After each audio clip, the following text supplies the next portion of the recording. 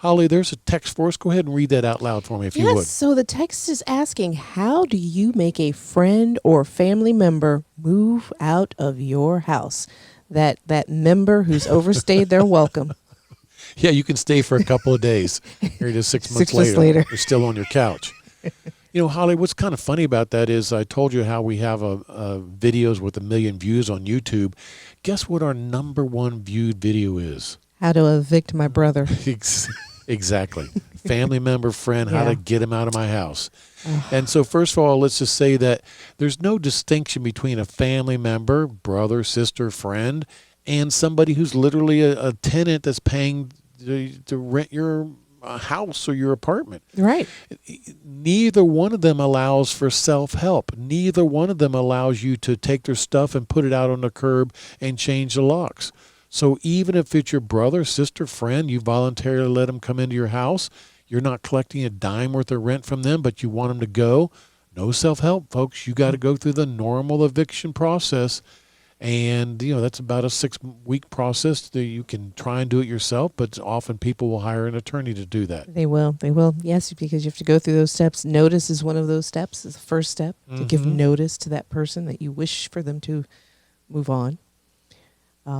But that's the difficult part. You have to go through the normal judicial steps for that. Normally when you're evicting a tenant, you know, they live in your rental house and you don't have to see them on a day-to-day basis. But can you imagine evicting your brother that's, you know, every day you come home from work and you're in the middle of this legal action against him trying to evict him?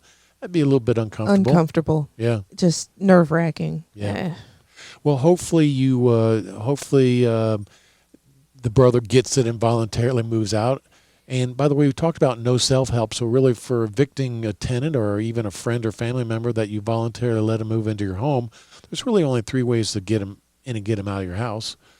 Number 1 is that they walk up and hand you the keys and say, bye-bye, I'm leaving.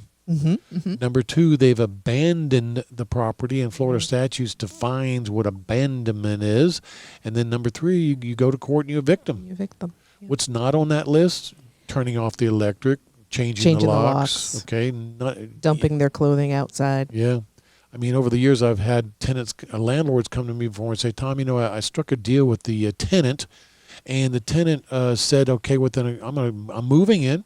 Within a couple of weeks, I'm going to move the power over into my name. Would you mind keeping it in your name for a period of time until I get that done? Well, guess what? The tenant never did that. Tenant quit paying rent. The landlord says, Tom, surely I'm not collecting rent. Surely I don't have to go pay the electric on my tenant's home. Oh, yeah, you do. Boy, that really bites. It does, yeah. I'm sure that's a lesson that the landlord learned that they will never let that happen again.